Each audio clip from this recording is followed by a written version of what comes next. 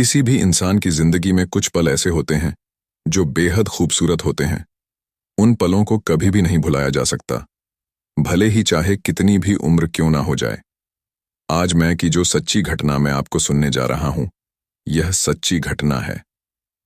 एक सुहागरात की सुहागरात पर कौन ऐसा इंसान है जो इन पलों को खूबसूरत बनाने की कोशिश नहीं करेगा, और शायद ही दुनिया का कोई ऐसा इंसान होगा जो इस रात को कभी भुला पाता होगा।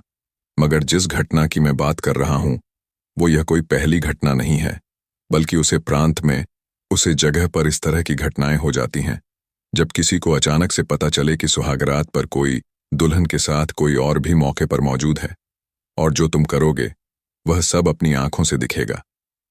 यह वाकई आज की कहानी हैरान करने वाले भी हैं, परेशान करने वाली है। जिस देश की कहानी है, वहां की प्रथा कहें या कुप्रथा कहें, यह तो वो जाने, लेकिन जो भी होता है वो वाकई 21वीं सदी में ये बातें कहीं ना कहीं ऐसे लगती हैं जिससे काल्पनिक हो। मगर जब अखबारों के पन्ने पलटे जाएं, वेबसाइट के पन्ने पलटे जाएं, तो उससे पता चलता है कि इस दुनिया में ऐसी ऐसी प्रथाएं भी हैं जो परेशान करती हैं, विचलित करती हैं। आज की जो सच्ची घटना मैं आपको सुनने जा रहा हूं, यह सच्ची घटना है। अफ्रीका देश का एक प्रदेश है, सूडान, और इसी का इलाका लगता है अम्बाड़ा। दरअसल एक लड़का जिसका नाम रिक्को होता है। रिक्को सॉफ्टवेयर इंजीनियर है और अमेरिका में नौकरी करता था। उसको पता चलता है कि उसकी शादी की तारीख, शादी के दिन बहुत नजदीक आ चुके हैं, यानी कि जुलाई 2023 में उसकी शादी होनी थी, और शादी को लेकर वह बहुत ज्यादा एक्साइटेड था। परिवार वालों एक तरफ तैयारी में लगे हैं, तो वह अमेरिका में अपनी तैयारी में लगा हुआ है।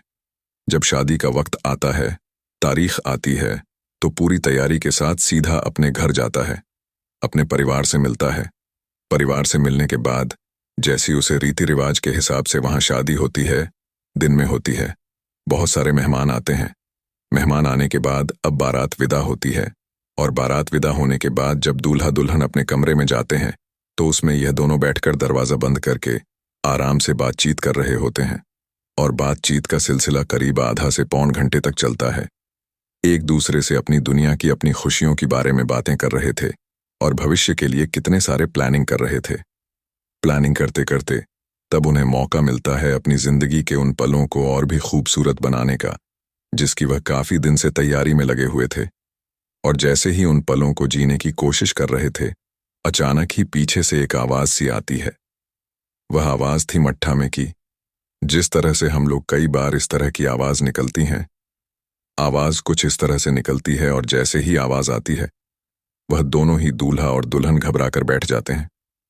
सोचकर परेशान हो जाते हैं कि आखिरकार इस कमरे के अंदर आधे पवन घंटे से हमारी बातें कौन सुन रहा था।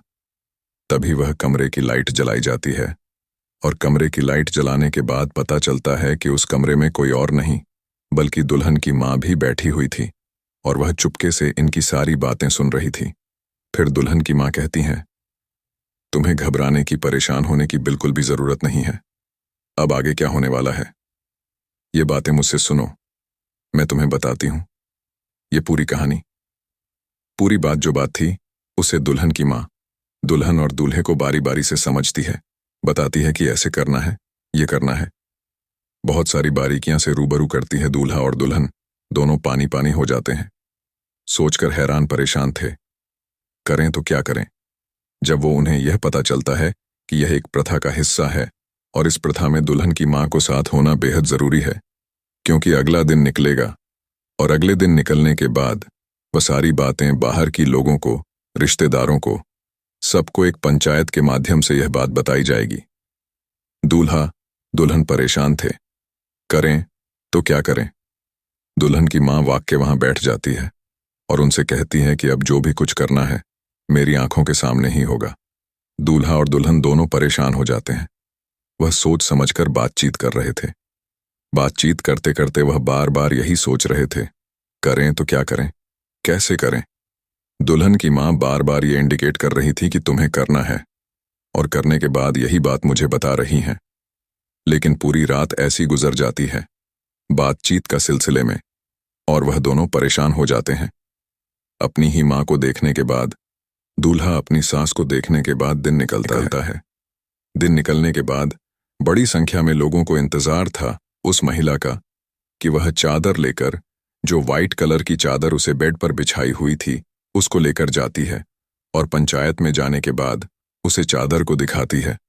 उसे चादर पर कोई नहीं था, कोई धब्बा नहीं था, कोई दाग नहीं था। उसे दिखाने के बाद वह क्या बोले, वह यही नहीं समझ पा रही थी कि आखिरकार क्या बोले। लेकिन जब पंचायत के लोग, रिश्तेदार, परिवार के लोग जो बार बार उस महिला पर दबाव बना रहे थे कि जो भी रात का आंखों देखा हाल था वह तो आपको बताना ही पड़ेगा, तो महिला परेशान होकर थोड़ी संकोच में डूबती हुई कहती है, क्योंकि उसकी बेटी की जिंदगी का जो सवाल था वह भी कहीं ना कहीं उसे परेशान कर रहा था कि रात की हकीकत अगर पब्लिक में बताएगी तो शायद यह रिश्ता कभी रुकेगा नहीं, रिश्ता टूट जाएगा। अब इस तरह से उसे महिला ने बड़ा सोच समझ के सूझबूझ से कम लेते हुए यह कहा कि जो भी हुआ है वह ठीक हुआ है, लेकिन अब उन लोगों को सारी बात शुरू से आखिर तक जानी थी, जो हुआ था। लेकिन वह औरत कुछ बात ही नहीं रही थी और रिश्ता टूटने की नौबत आती है।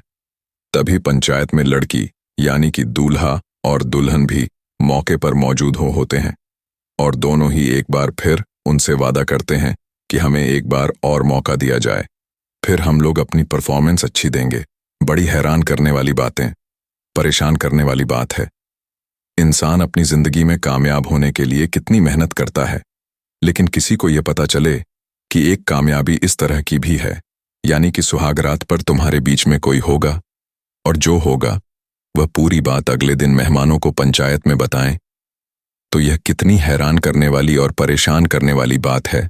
हद तब हो जाती है जब किसी लड़की की मां नहीं होती, तब गांव की आसपास की कोई ऐसी बुजुर्ग महिला को यह जिम्मेदारी दी जाती है कि तुम्हें सुहागरात में दूल्हा और दुल्हन के साथ होना है और उनकी बातें, उनकी सब आंखों देखा हाल लोगों को बताना है।